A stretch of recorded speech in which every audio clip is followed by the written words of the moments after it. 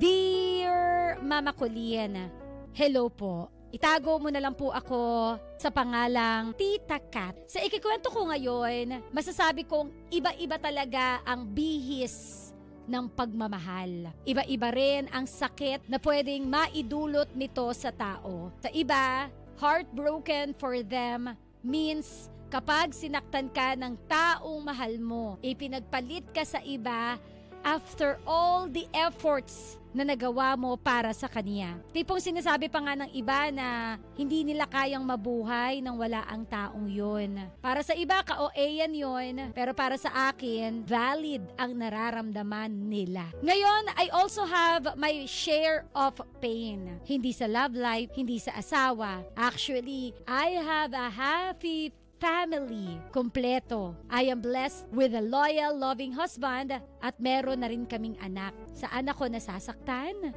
Sa pamangkin kong itinuring ko ng anak. Bata pa lang nang iwan sa poder naming mag-asawa si Kid. Hindi niya tunay na pangalan. Nung kinausap ako ng asawa ko na okay lang ba na sa amin natitira si Kid, gawa na ang nanay nito ay sumama na sa ibang lalaki. Nagkaroon na ng ibang pamilya. At nakiusap kami na kami na lang daw muna ang umako sa bata. Halos baby pa po noon si Kid. Wala pang kamuwang-muwang sa mundo. Naawa ako sa totoo lang. Kaya walang patumpik-tumpik na pumayag ako. Kasi sa totoo lang, walang bata ang dapat na makaramdam ng pagiging unwanted ng magulang niya sa kanya. Kaya sabi ko, paparamdam ko kay Kid ang sobra-sobrang pagmamahal na naipagdadamot sa kanya. Willing akong tumayong nanay para sa kanya, and there will be no single day na ipararamdam ko sa kanyang siya ay unwanted. Kami ng asawa at anak ko ang magiging pamilya ni Kid. Mama Colleen, bilang iniwan na nga sa amin muna si Kid ng kanyang ina na wala pa halos muwang-muwang. Kami ng asawa ko ang naging pamilya ni Kid. Pantay po ang naging turing ko kay Kid at sa anak ko. Minsan nga parang higit pa. Kaya gano'n na lang po kami ka-close sa isa't isa habang siya po ay lumalaki. Aware naman po si Kid na hindi ako ang kanyang tunay na ina.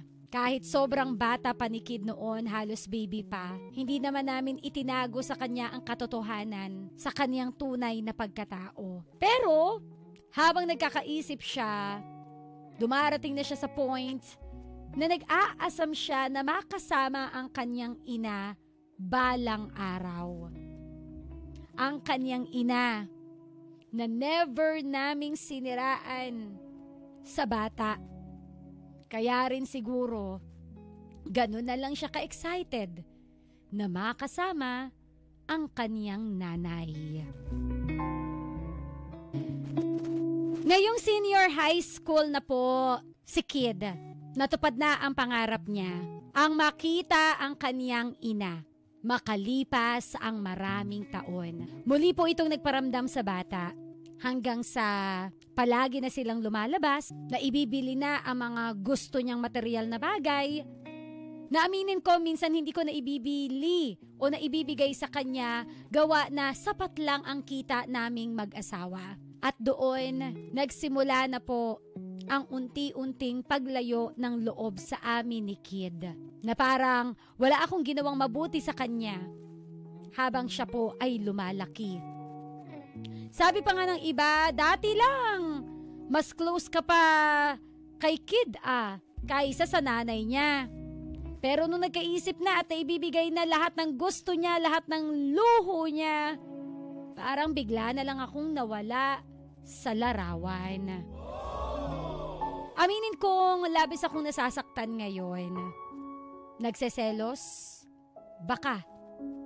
Kasi minahal ko talaga si Kid nang higit pa sa tunay kong anak. Hindi ko pinaramdam sa kanya kahit isang araw na iba siya sa pamilya ko. At sa totoo lang, natatakot ako na one day, tuluyan niya na kaming iwan. tuluyan na siyang sumama sa tunay niyang ina. Alam ko na mas may karapatan ang nanay niya sa kanya. Alam ko na darating din naman talaga ang panahon na babawiin si Kid sa amin, but not too soon. Tanong ko lang, Mama Colleen, paano po kaya ang gagawin ko para hindi ako masaktan? Minahal ko kasi siya ng higit pa sa tunay na anak. Ganun lang po ba yun, Mama? Na kahit na paano yung pagmamahal na ibinigay ko, napapalitan lang basta ng pera o material na bagay? Sobrang nasasaktan ako. Sana po ay madamayan niyo ako sa aking pinagdadaanan. Muli, ako si Tita Kat at ito ang aking heart to heart with Mama Colleen. Real talk, kung ano man yung nararamdaman mo ngayon, yung sakit, yung pain, yung bigat na nararamdaman mo ngayon, ito lang yung sasabihin ko sa'yo. That is valid and that is normal. Gaya nga ng sinabi mo kanina, no, iba-iba talaga ang bihis ng pagmamahal, iba-iba rin yung sakit na pwedeng maidulot nito sa tao. Yung kapag heartbroken tayo, hindi lang tayo talaga heartbroken sa pag-ibig eh. We can also be heartbroken sa mga espesyal na tao na nagiging parte ng buhay natin. 'Di ba? So what you're feeling right now is valid. Pero gaya nga ng comment ng isa nating ka-winner na nanonood ngayon, sabi niya dito, wag na po siyang malungkot. Alam po niya sa sarili niya na hindi naman siya nagkulang. Sabi yan ni MJ. So susundutan ko lang yung sinabi niya. Huwag ka na malungkot. Pero kung gusto mong malungkot, sige lang. Hindi ka namin pipigilan. Ito ano ka-winner, no? Parang ano lang yan mga psychologists ang nagsasabi na pag ang bata umiiyak, huwag nating sabihin, stop crying! Huwag ka, tumigil ka sa pag-iyak mo! Kasi hindi daw tama yun. Kasi yung emotions niya, kailangan niyang mailabas eh. Kailangan niyang iiyak. Pagka in-stop natin siya, pinigilan natin siya na wag umiyak, parang dinedeprive lang natin yung karapatan niya na maglabas ng emosyon, ng totoong emosyon. So ganun daw yon, sabi ng mga psychologists sa mga bata. If they cry, don't tell them na stop crying. Kundi, sige lang. Hayaan mong i-release niya yung bigat na nararamdaman niya. Hayaan mong mapagod siya ng kusa sa pag-iyak niya. And then eventually, mararamdaman niya na okay na siya. So ganun lang din ang sasabihin ko para kay Ate Kat, kay Tita Kat. If you are sad right now, kung naiiyak ka, dahil yung bata na pinalaki mo mula musmus pa lang, ngayon papunta na sa poder ng nanay niya at masakit para sa'yo kasi again tinuring mo pa siya ng higit sa anak at very good ka doon. Saludo ako sa'yo. Kasi grabe yung pagmamahal mo sa hindi mo anak ng iba, kumbaga pamangkin ng asawa mo, pero grabe yung pagmamahal na ibinigay mo, very good ka doon. Pero ganun talaga Bali-balik ta rin man natin ang mundo. Darating at darating talaga ang panahon na mas hahanapin pa rin ni Kid ng batang yan yung pagmamahal, yung atensyon na kailangan na matagal niyang hinahanap sa tunay niyang ina. Hindi natin pwedeng sabihin na nasa hulan lang. Hindi natin pwedeng sabihin na porque binibili na siya ng nanay niya lang lahat ng gusto niya, porque natapatan na ng material na bagay, parang kinalimutan na tayo. Ngayon feeling ko yung ganyang pag-iisip mo, nagiging immature ka sa part na yan. Kasi ako for me, kung yun yung paraan ng nanay, feeling niya, isa yun sa paraan para makuha niya yung loob ng bata At sabay ng pagbibigay niya ng mga bagay na hindi niya naibigay habang lumalaki yung bata, ipaparamdam niya rin na nandyan na siya emotionally, hindi na lang sa material na bagay. Hayaan natin siyang maging ina. Kasi pinagdamot niya na yun ng maraming taon. Pinagdamot niya na yun. Pinagkaitan niya yung anak niya ng maraming taon, ang pagmamahal niya, ng atensyon niya. Kung gusto niya nang bumawi ngayon, kasi baka na-realize niya na maling-mali ang nagawa niya sa bata, hayaan natin siya. Oo, nakakasama ng loob kasi wow Johnny B, hello. Diba? Kasi dati parang, si Johnny Bukol nanonood. Diba? Parang dati, noong mga panahon na sumama ka sa bagong pamilya mo, iniwan mo yung anak mo sa amin, parang ganun-ganun ka lang nag-iwan ng gamit. Nakakasama ng loob yun, diba? Tapos ngayon na nag-groom na namin yung bata, bigla mong babawiin. Wow! Gets naman kita. But again, ganun talaga. Basta ako, wag mo na lang sumbatan. Wala na lang sumbatan na, grabe yung puyat ko sa'yo, nung bata ka pa. Kasi kapag ginawa mo naman yun, lalo lang lalayo yung loob ng bata sa'yo. Yung batang yan, simulat sa pool, nangarap yan na makasama niya yung tunay niyang ina. Feeling ko naman hindi naman niya binabaliwala ikaw Feeling ko ikaw lang yung nagtatatak sa utak mo ngayon na feeling ko baliwala na ako sa kanya. Kumbaga nagsa-self-pity ka Diba?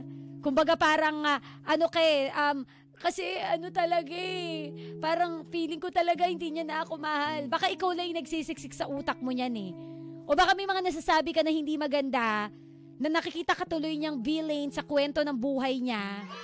Kumbaga nagiging kontrabida ka kasi parang siya, G siya na makasama yung nanay niya. G siya na makapiling niya finally yung tunay niyang nanay tapos ikaw ang dami mong kuda. Kaya ending nagiging masama na tuloy ang labas mo.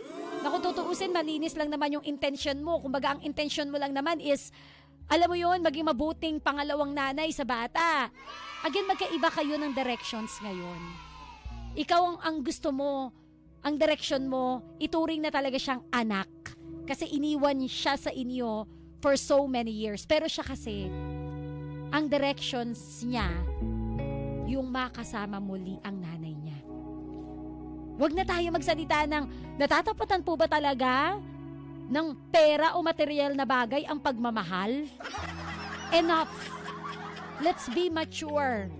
And let's just look doon sa part na bilang bata, kahit ikaw naging bata ka rin minsan, ang nais mo lang ay makapiling ang tunay mong pamilya. Kasi alam mo yun, kahit may nagpuno, totoo yun kahit may nagpuno ng pagkukulang na yun, 'di ba? Kahit ginawa mo ang lahat, mapunuan lamang yung pagkukulang na yun, aminin natin, there will always be, lagi yang may emptiness pa rin na mararamdaman. Kumbaga sa puzzle, oo, buo yung puzzle, pero may isang missing piece na ang tanging kukumpleto lamang is yung totoo. Yung totoong nanay niya. So hayaan natin. Okay? Huwag na tayong magalit. Huwag na tayong magtanim ng sama ng loob. Ako, ang feeling ko naman, na-appreciate ka niya. Nagiging kontrabida ka na lang ngayon dahil nga siguro sa sama ng loob mo, nakapagbitaw ka ng hindi magandang salita laban sa kanyang ina. Ganun na lang. Paano, 'di ba? Paano ang tanong mo, paano po kaya ang gagawin ko para hindi na ako masaktan? Bali-balik ta rin man natin ang mundo. Masakit talaga 'yan. So ang tanging dapat mong gawin, magdasal.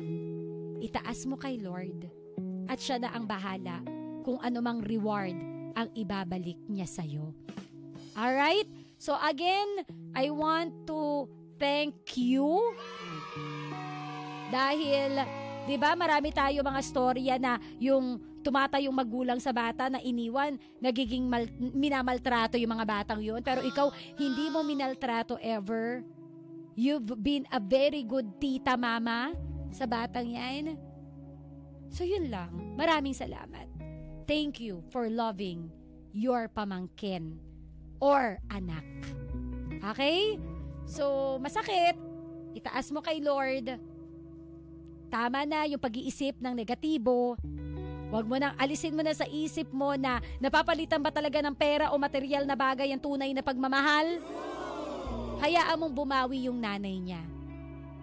Baka nga ang hindi mo alam.